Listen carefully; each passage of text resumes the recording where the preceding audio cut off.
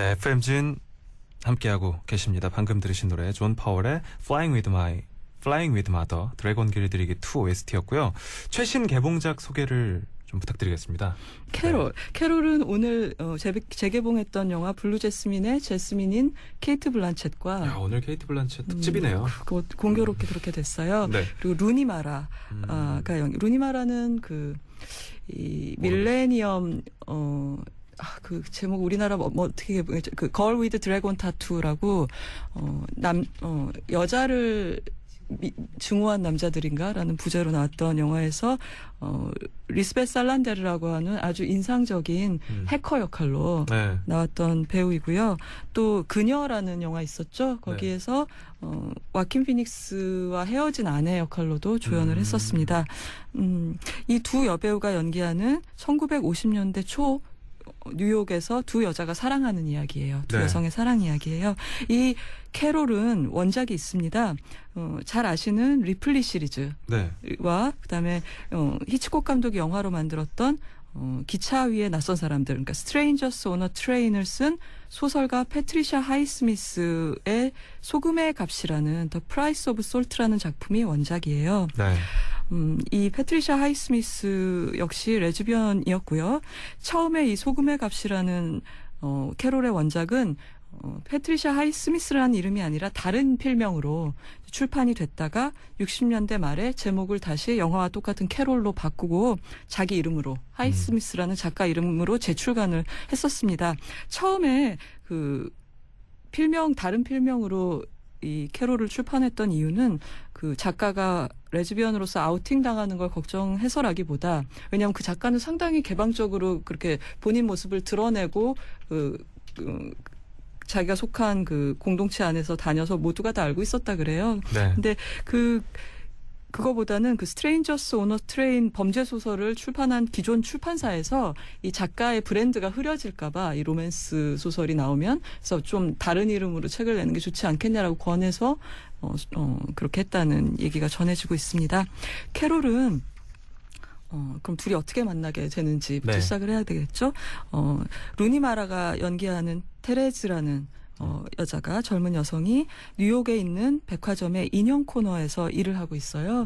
근데 크리스마스 시즌이 온 거죠. 그래서 크리스마스 쇼핑을 딸을 위해서 나온 어떤 우아한 여성 캐롤, 그러니까 케이트 블란쳇이 연기한 캐릭터한테 항상 우아한 역할을. 네. 항상은 아닌데 오늘 영화들은 그러네요. 이제 첫눈에 사로잡히면서 이야기가 시작이 됩니다. 이제 테레즈는 지금 점원을 하고 있지만 막연하게 사진 작가가 되고 싶어하고 사진 찍는 걸 좋아해요. 그리고 그녀한테는 이제 열심히 구애하고 이제 청혼도 하는 남자친구도 있어요. 근데 그 남자친구한테 어떤 열정은 느낄 수가 없어서 이제 망설이고 있는 거죠.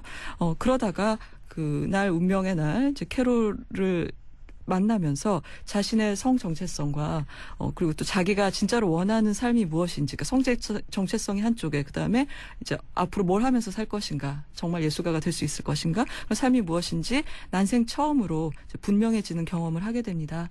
한편 캐롤의 입장은 어떠냐면, 상황은 역시 아까 블루 제스민처럼 사업가와 결혼을 해서 네. 상류층 부인으로 살고 있는데, 그동안 살아온 삶에서 그 사업가인 남편 중심으로만 돌아가는 생활에서 행복을 찾지 못하고, 또 자기가 이제 섹슈얼리티가 동성을 향하고 있다는 거를 깨달아서, 그러니까 네. 어느 면에서는 행복하지 않은 거죠. 딸도 낳고 그랬지만. 그래서 이혼을 추진하고 있는 거예요. 이제 남편한테 이혼을 요구해서 이혼을 추진하고 있고, 또 어린 딸의 양육권을 남편하고 나눠 가지려고 노력을 하고 있어요. 근데 이날 이제 장난감을 사러 그 인형 코너에 왔다가 캐롤이 장갑을, 크리스마스니까 장갑을 꼈겠죠. 그래서 장갑을 코너에 두고 감으로써 테레즈가 그걸 돌려주게 되죠. 그리고 그 돌려준 거에 대한 감사의 표시로 캐롤이 점심 식사에 초대하면서 둘은 본격적으로 서로를 알아가기 시작합니다. 그리고 또 그 점심 식사 자리에서는 이번 주말에 우리 집에 오지 않겠냐고 하는 거예요. 이게 언뜻 보면은 왜요라고 물을 수도 있잖아요. 지금 손님이고 그냥 장갑을 돌려주는 건데, 일단은 이제 점심 식사부터도 약간 과한 감사 표시지만, 거기서 또 주말에 나한테 우리 집에 오지 않을래요 하는 것도 저를 왜 초대하세요라고 하시는데, 테레즈는 이 모든 과정에서 한 번도 왜냐고 묻질 않아요. 그러니까 아는 거죠. 그러니까 좋아요. 예스. 무조건 예스예요. 그럴게요. 갈게요. 이렇게 해서 망설이지 않는 모습을 보여주고 그리고 이 단 3번째 만난 크리스마스 날 이제 두 사람은 서부로 뭐 약간 도망자처럼 이제 여행을 떠나게 됩니다. 약간 탈주범들 같기도 해요. 네. 보면은 근데 이게 재밌는 점이 이런 것 같아요.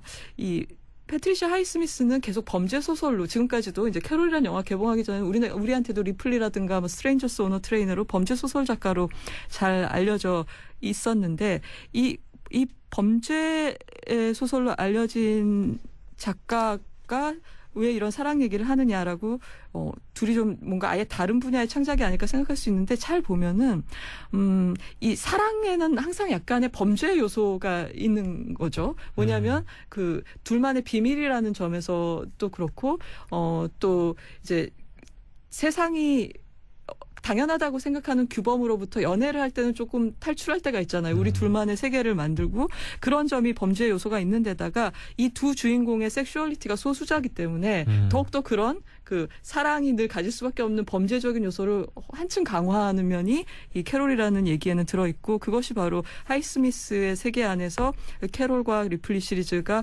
만나는 지점 같아요. 그리고 특히 리플리도 개인 인물이거든요. 네. 보면 그래서 그 리플리 소설들을 봐도 개인 리플리가 그런 자기의 금지된 욕망과 그 사람이 저지르는 범죄 사이에 어떤 관계가 있다는 거를 그 소설들의 문장들이 굉장히 유려하게 묘사하고 있어요. 그래서 그런 지점에서 둘의 그 어떤 탈출 같은 여행이 시작이 되고 이제 뉴욕에서 서부 쪽으로 자동차를 타고 여행을 가게 됩니다. 이 영화의 전환점은 캐롤의 남편이 자기 생각에는 아내한테 굉장히 관대한 제안을 했는데도 캐롤이 계속 거절을 하니까 이렇게까지 내가 얘기를 하는데도 이제 거절을 하니까 이제 좌절하고 분노한 나머지 50년대 초잖아요. 그러니까 네. 동성애를 이제 범죄로 간주했던 통념을 악용해서 그 어린 딸을 캐롤에게서 완전히 떼놓으려는 시도, 그러니까 아예 이제 못 만나게 하려는 시도를 하면서 이제 캐롤이 중대한 시험에 들게 되는 거죠. 이제 둘 중에 하나를 선택해야 되는. 그래서 근데 여기서 캐롤은 보통의 이제 고전적인 모성 멜로드라마를 보면은 여성들이 사랑은 포기해요. 근데 자식이 걸려 있으면은 거기서 이제 무릎을 꿇는 거죠. 그래서 개인적인 성취욕이라든가 아니면은 어떤 성적인 욕망 같은 걸 포기하고 그냥 자식한테 다 희생하는 쪽으로 많은 선택들이 이루어지는데 이제 캐롤에서는 좀 다른 식의 그런 완벽한 희생이 아니라 다른 식의 선택을 하게 됩니다. 그건 어떤 굉장히 도발적인 이 패트리샤 하이스미스의 생각이나 이런 걸 엿볼 수 있는 부분이냐면 자. 내가 어떻게 하면 가장 좋은 엄마가 될 것인가에서 이제 캐롤은 이런 생각을 하는 거죠.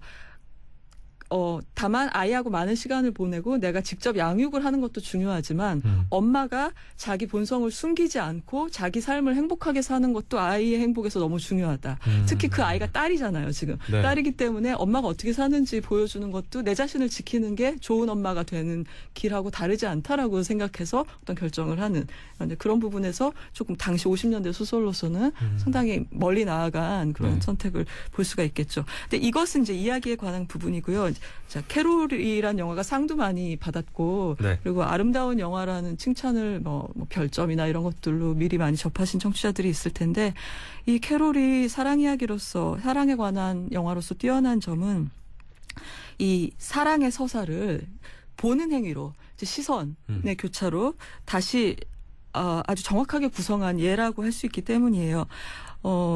이 테레즈가 그 백화점의 많은 손님들 사이에서 오직 딱 한 사람 캐롤한테 딱 그 눈길이 꽂히는 그 순간부터 캐롤을 자기 카메라에 담고 네. 여행을 갔을 때 먼저 잠든 그녀를 지켜본다거나 그리고 서로 뉴욕 거리를 지나가면서 서로를 막 찾을 때가 있어요.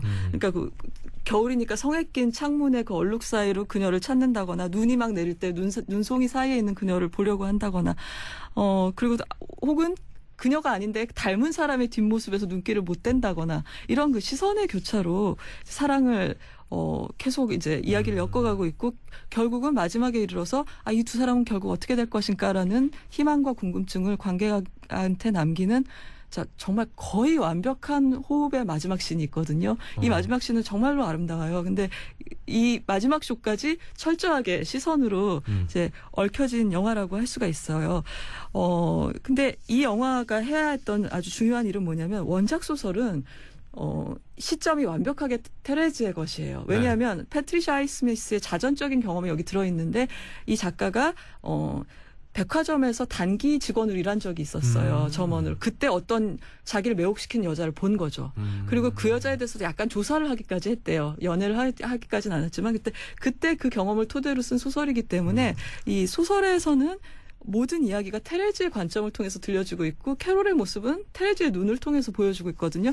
근데 영화는 어떤가요? 이제 두 사람의 주관이 다 표현될 수밖에 없고 대상으로만 존재할 수는 없잖아요. 그래서 이 필리스 나지라는 각색한 이제 또 한 명의 레즈비언 작가와 이 토드 헤인즈 감독은 이 소설의 관점을 이제 두 사람의 관점이 다 나오는 이야기로 이제 바꿔놓는 그런 일을 했어야 했어요. 근데 네. 일단은 처음에는 이제 테레즈의 시선이 아무래도 영화에서도 큰 부분을 차지하고 그러다가 이 시점이 영화가 진행되면서 점점 이제 뒤로 이동하게 됩니다.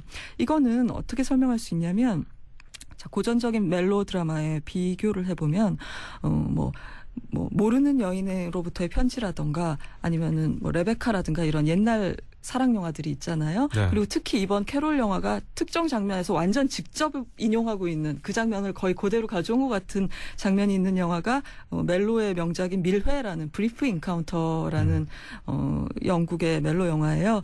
근데 그 장면에 그런 영화들을 보면 고전 멜로에서는 언제나 그 관객들이 더 마음을 주는 그 서사의 중심이 되는 관점이 누구 쪽에 있냐면 두 연인 중에서 약자 쪽에 가게 돼 있어요. 네. 사랑할 때 더 희생하고 더 사랑하고 근데 더 고통받는 쪽 그리고 사랑으로 인해서 뭘 잃을 상실할 위험이 많은 쪽한테 동일시를 하게 돼 있거든요. 그러니까 어떻게 되겠어요?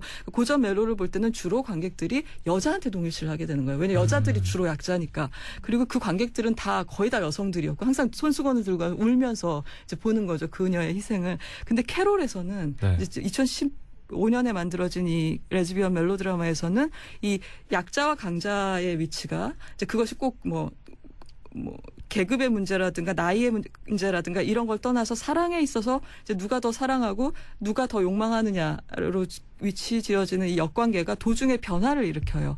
그러니까 그 변화는 처음에는 이제 테레즈가 사로잡혀 있고 욕망의 대상이 캐롤이다가 이제 캐롤도 어떤 그 아까 말씀드린 이야기의 전환점 이후에 이제 후회를 하고 다시 자기 눈으로 테레즈를 찾아 헤매고 이러면서 이제 서로 자리를 바꿔 앉게 되는 그리고 그 과정은 영화적으로 카메라를 통해서 그리고 카메라의 위치를 통해서 카메라의 움직임을 통해서 그리고 인물들을 어떤 공간 안에 집어넣느냐에 따라서 다 시각적으로 드라마가 전달이 되도록 연출이 돼 있는 것이죠.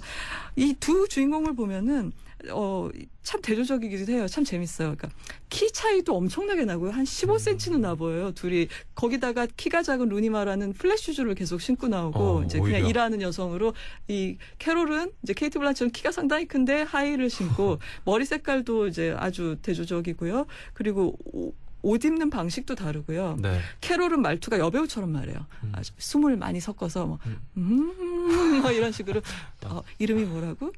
테레스 벨리벳 막 이러고 네. 반갑습니다 그러면은 likewise 딱 이렇게 딱 한마디로 되면 저도 반갑습니다 딱 이런 식으로 그런 식으로 정말 옛날 베티 데이비스가 영화 속에서 움직이고 말하는 것처럼 말을 하거든요. 반면에 테레즈는 루니 말하는 아주 플레인하게 평범하고 직설적으로 하지만 모든 것을 다 철저히 이해하려고 하는 단도직입적인 말투. 조용하지만 말수가 적지만 그런 스타일의 연기를 하고 있거든요. 그래서 이게 모든 면에서 참 대조적이라서 보면서도 시각적으로도 균형이 잡히는 느낌이 있고요. 뭐 이 영화 얘기를 하자면 끝이 없진 않겠죠.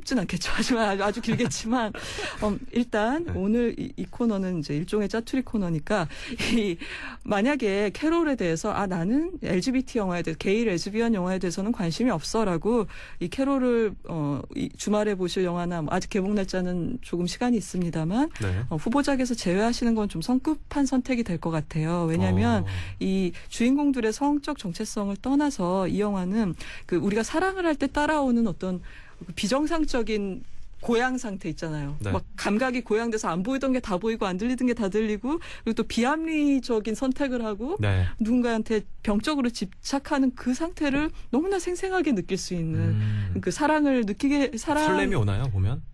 저는 솔직히 이 영화를 보다 어떤 생각을 했냐면 이 영화를 통해서 성적 정체성을 깨닫는 관객도 있을 것 같아요. 그러니까 이런 감정이 사랑이었구나라고 이제 그런 사람도 나중에 뭐 십수년 후에는 나는 그때 캐롤을 보고 나를 발견했어요라고 말하는 관객도 나올 수 있지 않을까라는 상상까지 감히 해봤고요.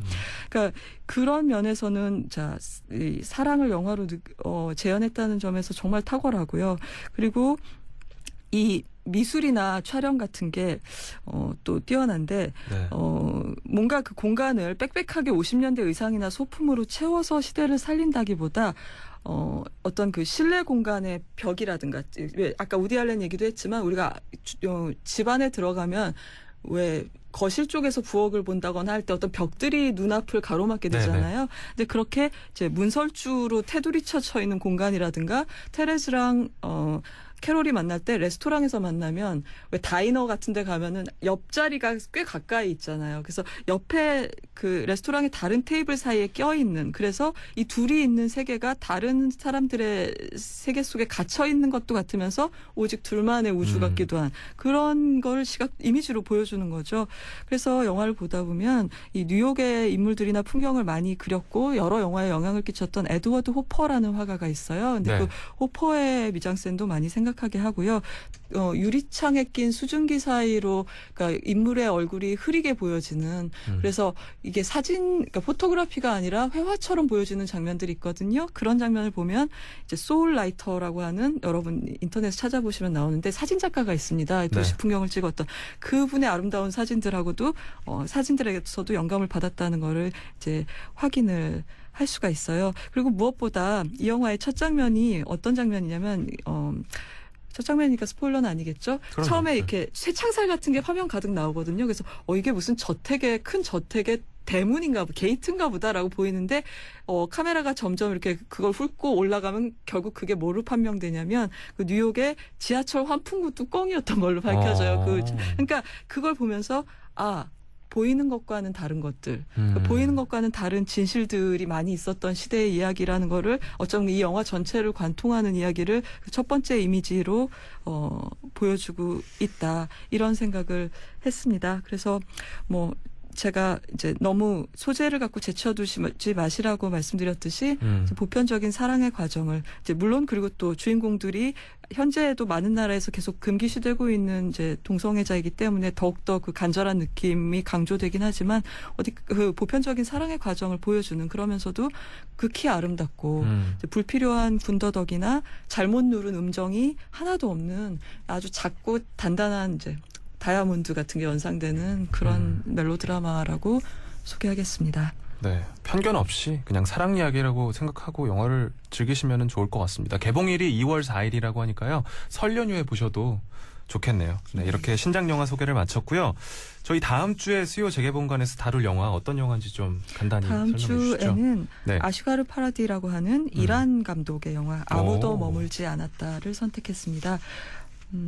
장르가 드라마인가요? 이거 배경은 프랑스입니다. 네. 네. 기대가 됩니다. 다음 주에는 아무도 머물지 않았다 다뤄보도록 하겠습니다. 이제 마칠 시간인데요. 마지막으로 어떤 곡을 들어볼까요? 그 헤이트풀 에잇의 엔니오 모리코네와 함께 캐롤의 음악이 네. 올 들어 올해가 얼마 안 됐지만은 제가 정말 인상적이었던 작년까지 합치더라도 이 두 영화의 스코어는 정말 인상적이었어요. 네.